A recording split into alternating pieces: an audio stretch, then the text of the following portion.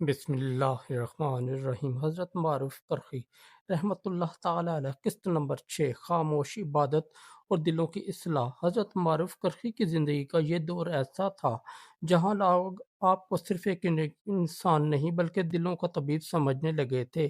Baghdad کی گلی میں جب آپ کا نام لیا جاتا تو لوگ کہتے یہ وہ شخص ہے جس کی خاموشی بھی ذکر ہے اور جس کی نظر بھی نصیحت ہے۔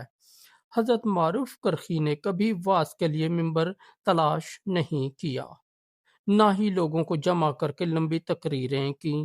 آپ کا طریقہ بہت منفرد تھا۔ آپ عمل سے دعوت دیتے تھے، الفاظ سے نہیں۔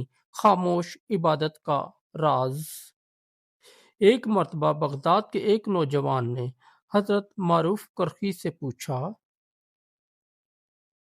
اے شیخ، لوگ آپ کو اللہ کا ولی کہتے ہیں، آپ کی عبادت کیا ہے؟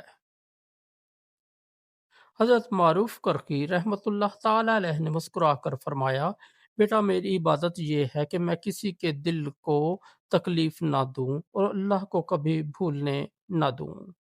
یہ سن کر نوجوان حیران رہ گیا۔ وہ سمجھتا تھا کہ ولایت کا مطلب دن رات نفل، ذکر کی بلند آوازیں اور لمبے قیام ہیں۔ لیکن حضرت معروف کرخی نے اسے سکھایا کہ اصل عبادت دل کی صفائی ہے۔ راتوں کی تنہائی۔ اگرچہ حضرت معروف کرخی دن میں عام انسانوں کی طرح نظر آتے، مگر جب رات کی خاموشی چھا جاتی تو معاملہ بدل جاتا۔ رات کے آخری پہر جب لوگ گہری نیند میں ہوتے، حضرت معروف کرخی اپنے چھوٹے سے حجرے میں کھڑے ہوتے۔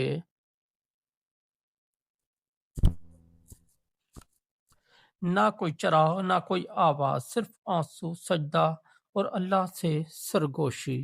آپ کہتے تھے، اے اللہ، میری عبادت تیری شان کے مطابق نہیں، مگر تیری رحمت ہر چیز کو گھیرے ہوئے ہے۔ یہ وہ دعا تھی جو آپ اکثر دہراتے اور آنسوؤں سے زمین تر ہو جاتی۔ ایک بیمار دل کی شفا۔ ایک دن بغداد کا ایک تاجر جو بظاہر بہت کامیاب تھا، حضرت معروف کرخی کے پاس آیا۔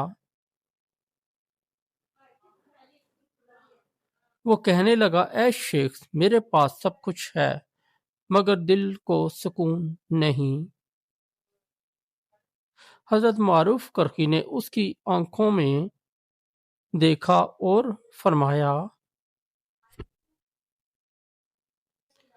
کیا تم سچ بولتے ہو؟ تاجر نے کہا، ہاں۔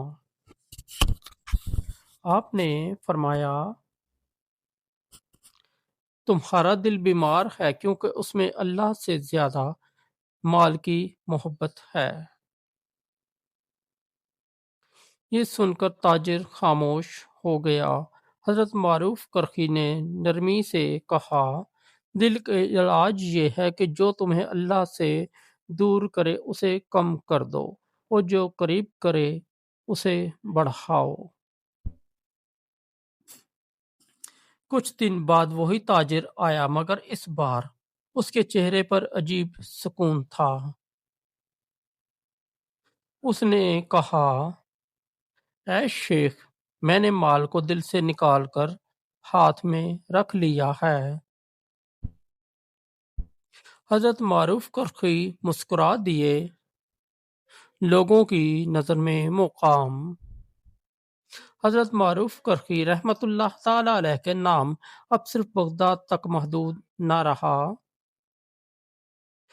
دور دراز سے لوگ آپ کی ایک جھلک دیکھنے آتے، مگر آپ کو یہ سب پسند نہ تھا۔ ایک شاگرد نے کہا، حضرت، لوگ آپ سے فیض لینے آتے ہیں، آپ کیوں چھپنا چاہتے ہیں؟ آپ نے فرمایا، مجھے ڈر ہے کہ لوگ مجھے اللہ سے زیادہ نہ چاہنے لگیں۔ یہ جملہ آپ کی عاجزی کا آئینہ دار تھا۔ بھوکے کا حق۔ ایک دن حضرت معروف کرخی روزے سے تھے، افطار کا وقت ہوا تو کسی نے تھوڑا سا کھانا بھیجا۔ اسی وقت ایک فقیر دروازے پر آ گیا۔ حضرت معروف کرخی نے سارا کھانا فقیر کو دے دیا اور خود بغیر افطار کیے رہ گئے۔ کسی نے عرض کیا، حضرت آپ روزے سے تھے؟ آپ نے فرمایا، میرا رب بھوکا نہیں تھا مگر یہ بندہ بھوکا تھا۔ قسط کا سبق۔ حضرت معروف کرخی رحمت اللہ تعالی علیہ کی اس قسط سے ہمیں یہ سبق ملتا ہے کہ ولایت کا راستہ نمائش سے نہیں اخلاص سے کھلتا ہے۔ اصل عبادت صرف نماز اور روزہ نہیں بلکہ دلوں کی حفاظت ہے۔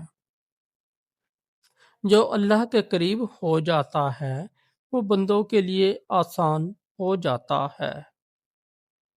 عاجزی انسان کو بلند کرتی ہے، شہرت نہیں۔ اختتامیہ۔ حضرت معروف کرخی رحمت اللہ تعالی علیہ کی زندگی ہمیں سکھاتی ہے